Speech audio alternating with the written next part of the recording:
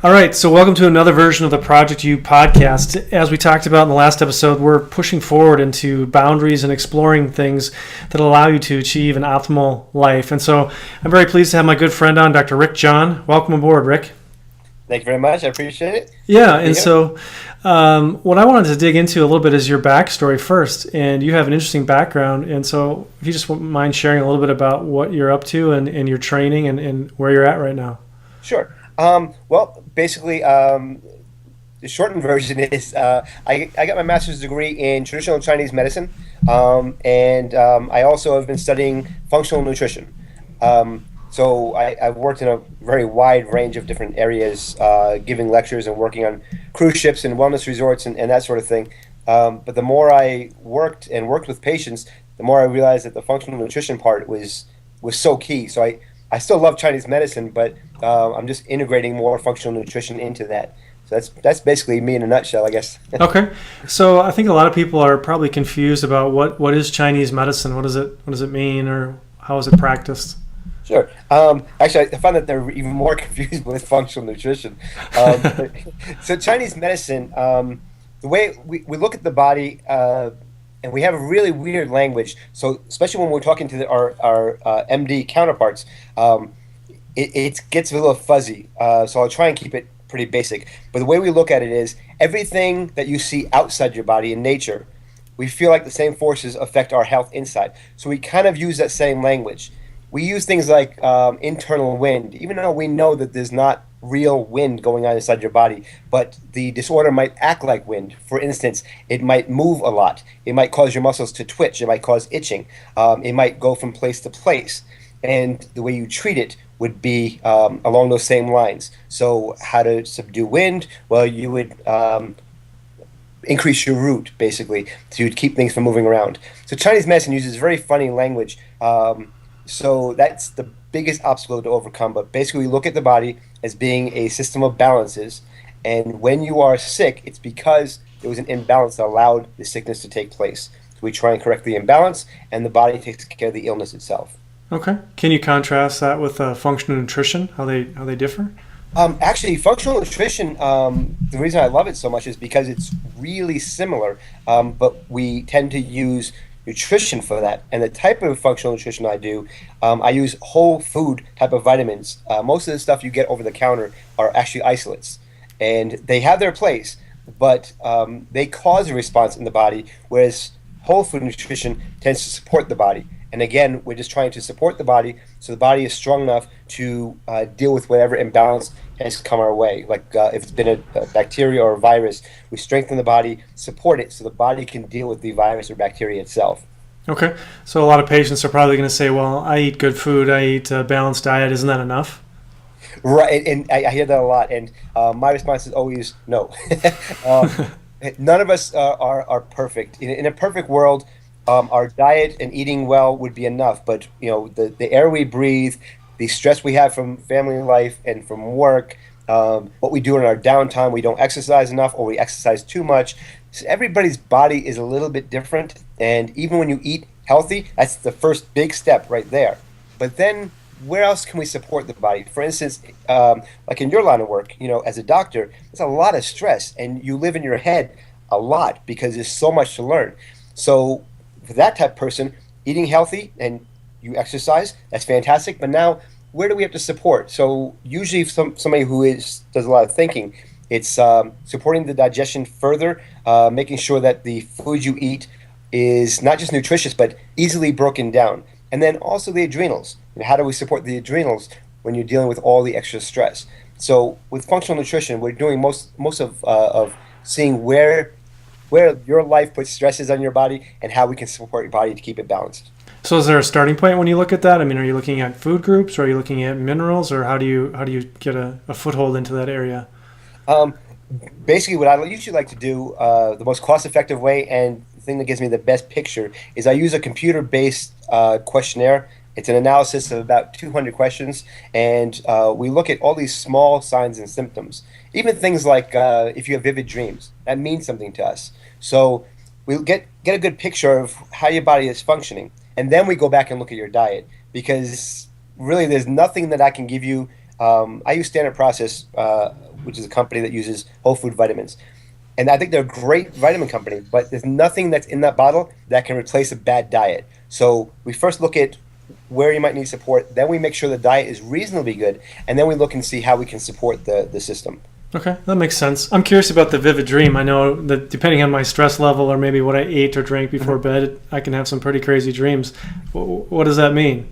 Okay, so it's actually quite interesting. I don't know if you remember, but old European wives' tales were if you ate late at night, you would get bad dreams or nightmares or vivid Right. dreams. Mhm. With Chinese medicine, we say the same thing, slightly different language. What we say is that the blood goes to the liver to be cleansed at nighttime when you're sleeping. If you eat late at night, then that causes the blood to leave the liver and go to the digestive system.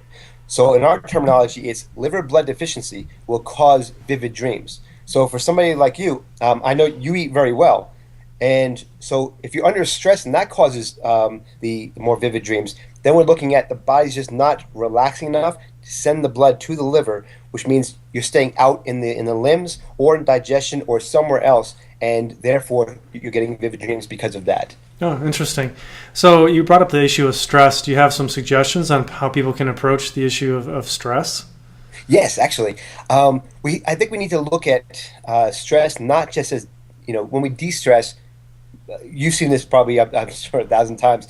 But when you ask your patients, how do you de-stress? The number one answer I always hear is, well, I watch my shows on TV, Right. which of course is not de-stressing. And when they say, well, it's de-stressing for me, but we laugh and we cry with our characters on TV. So what it is it's good escapism, but it's not de-stressing. Now you're taking on somebody else's stress on top of yours.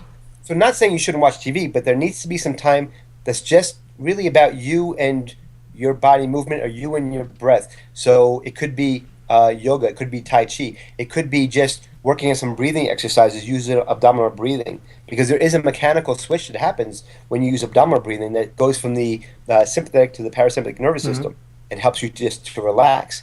So trying to get a little bit of that in per day, doesn't matter about the bills, the wife, the dog, the kids, and everything else, just for a few minutes, just to be. And it sounds really hippie-ish, but there's no better way to put it. So there just needs to be a time that's just not about the world being on your shoulders, just to exist and just to give yourself that little bit of a break. Yeah, exactly. Very powerful. So is there a difference between the breathing that a person does during like yoga or Tai Chi than they do during running in terms of health benefits or calming or stress? But it depends on the runner. I forgot the guy's name. He did a book called Chi Running, and I think he uses breathing in with that. But abdominal breathing, when you're using your diaphragm to move up and down, is when you're more relaxed breathing. So that tells the body to send the blood to the midsection for rest and digest rather than to the extremities. When you're running, typically you're not using that, as far as I know, you're not using that type of breathing because the blood has to stay out in the extremities. So all we're trying to do is switch over to predominantly parasympathetic nervous system, rest and digest. You're never 100% in one area or the other, but you're going to be predominantly rest and digest when you use abdominal breathing.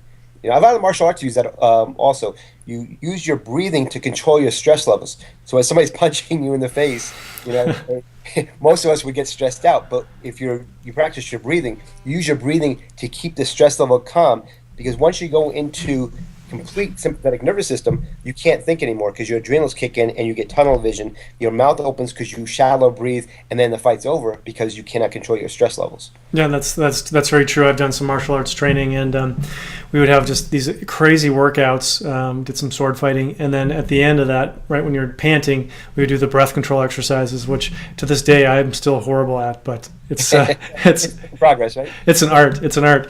So, how did you become interested in Chinese medicine? I mean, were you born in China, or do you have some connection to that culture, or? Not well. It's martial arts, really. Okay. So I grew up with martial arts around me, anyway, and I was always very interested in it, and interested in the concept of not just the physical being as a body, but also how we are energetically. And so I was always drawn more towards the Chinese martial arts because they're very heavy in the Qi movement, and what we call soft martial arts. Sure. And so that's how I became initially interested. And then I did some research into it. I didn't know you could be a Chinese medicine doctor in the U.S. and not be Chinese. So I found that Gotcha. out from research, and here I am. Have you traveled to China? Have you been in the Yeah, culture? And okay, yeah.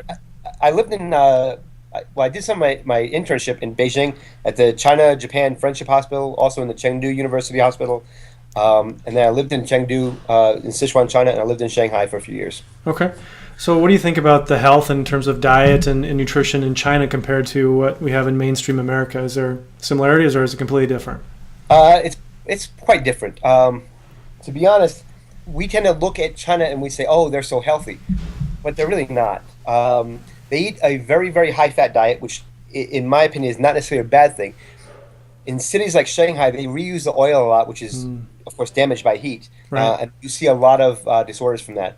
In Sichuan, China, because of the high oil consumption, the damaged oil, and the high incidence of very, very, very spicy foods, you see a lot of paralysis. You see a lot of Bell's palsy, Interesting. and and you go back up north where they don't eat as many spicy foods or as much grease, and the incidence goes way down. So it's quite interesting how you see the diet tied to the different disorders. Um, and then now that they're eating more fast food, Westernized they have stuff.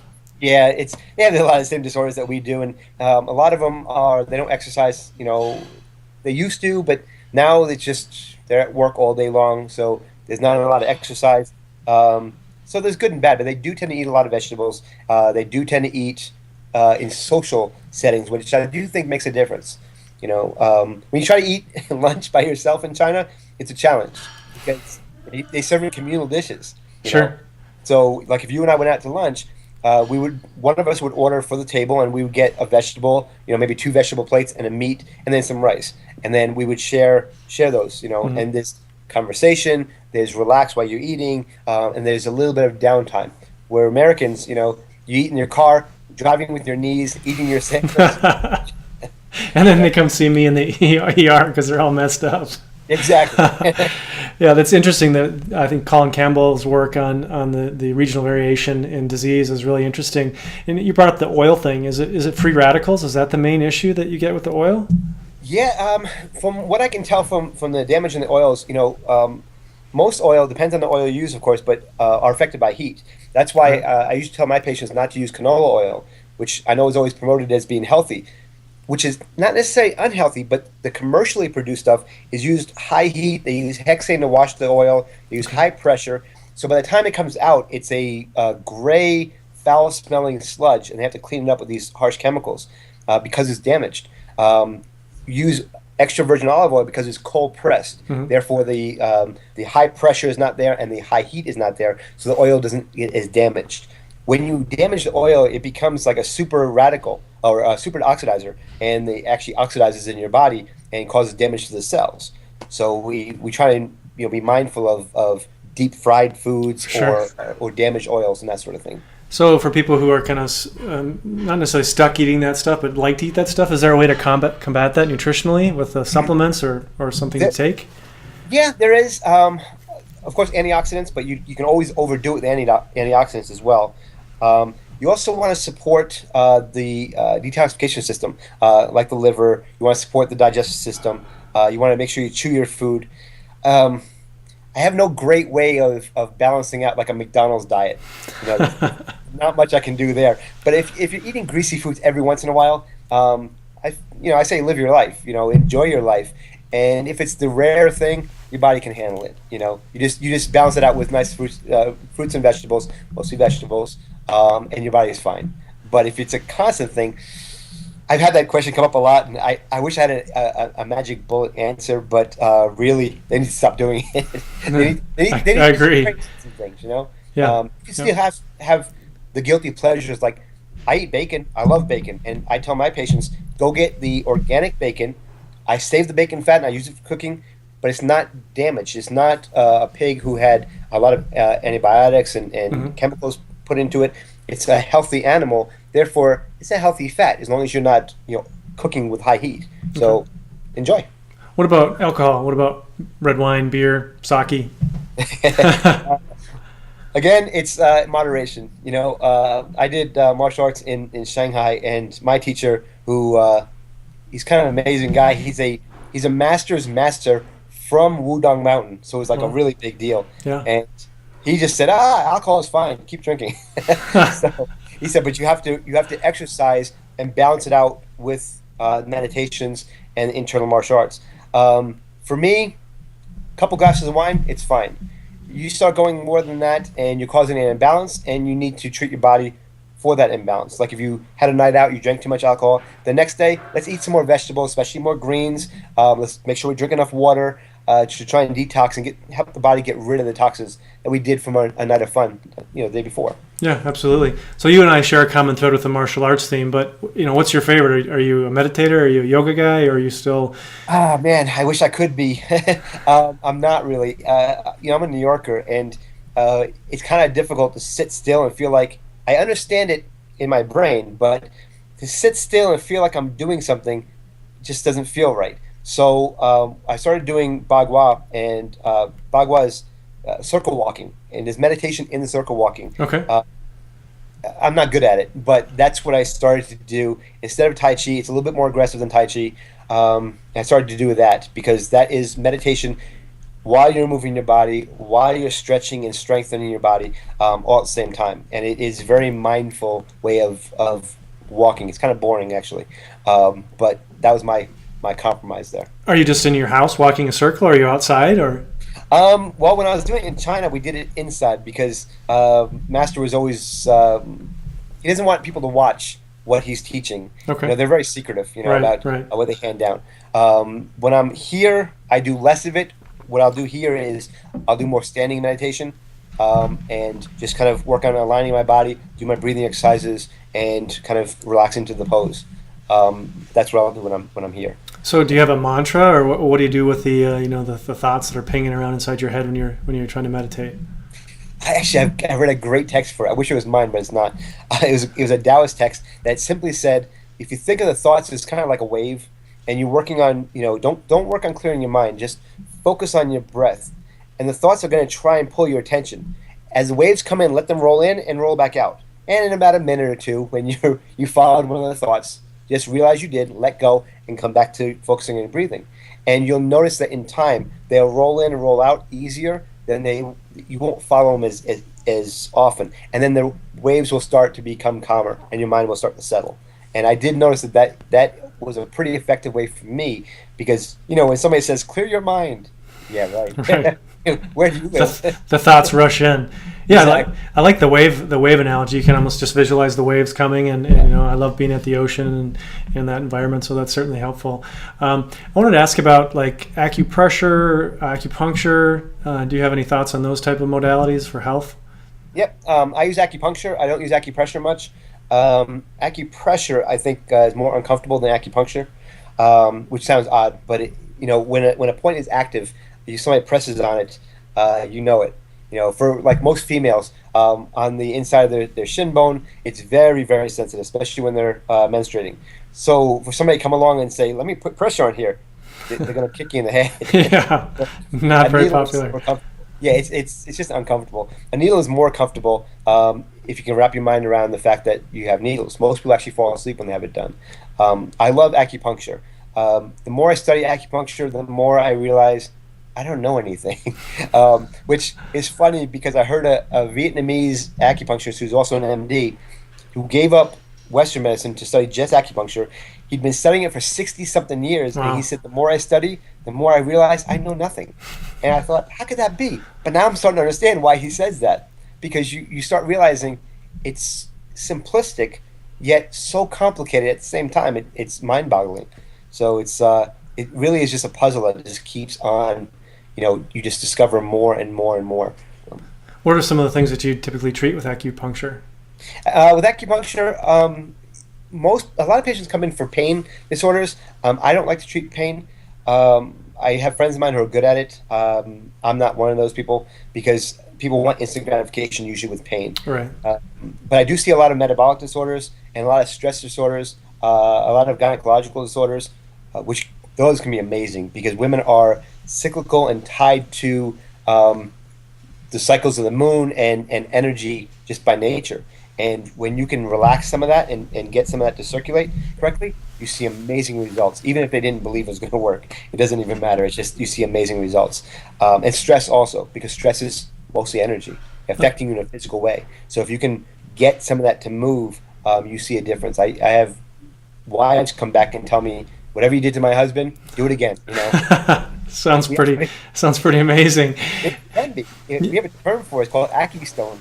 When people are stressed out that they can't relax, when they get one or two treatments, and you just watch their shoulders drop, and they become like, hey man, type of situation where they kind of relax and they can enjoy themselves a little bit more. It can be quite amazing. Nice. So I want to shift back to the functional nutrition thing. It seems with the advent of technology and telehealth and all this, people will probably have opportunities to connect with providers like yourself. I mean, what are your thoughts on connecting with people over the internet and teaching, coaching, educating, sharing? Actually, a great question, because of course I love it. That's what I do most of mine with now. I use the question-based analysis, but I also use lab tests. And I feel like it's cost effective. Rather than have you come into my office and we sit down for an extended period of time, I feel like we can do most of it from distance, because a lot of it is changing behavior, changing eating habits, and understanding what some of these signs and symptoms mean and adjusting as we go. I have somebody in California I'm working with that she suffers from horrible constipation. And just in a couple weeks, working over the internet and phone, her whole health profile has drastically changed. And she's working with an endocrinologist, she's working with her GP, she's working with another doctor, and it's expensive. And I'm not taking away from what they're doing, but I'm supporting what they're doing. But she doesn't have to come into my office to see me, which makes it more affordable. And she can call me anytime she wants to ask more questions. And she's getting a better understanding of her own body's functions and what things mean. So I think it's a great modality.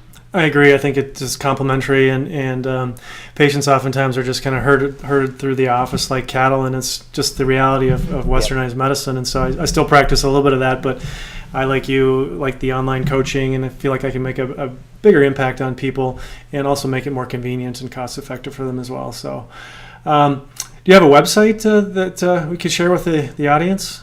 I do. Actually, I'll just give you the easiest one to write down. Okay. It's just my name, Rick Jahn, JAHN.com. Okay.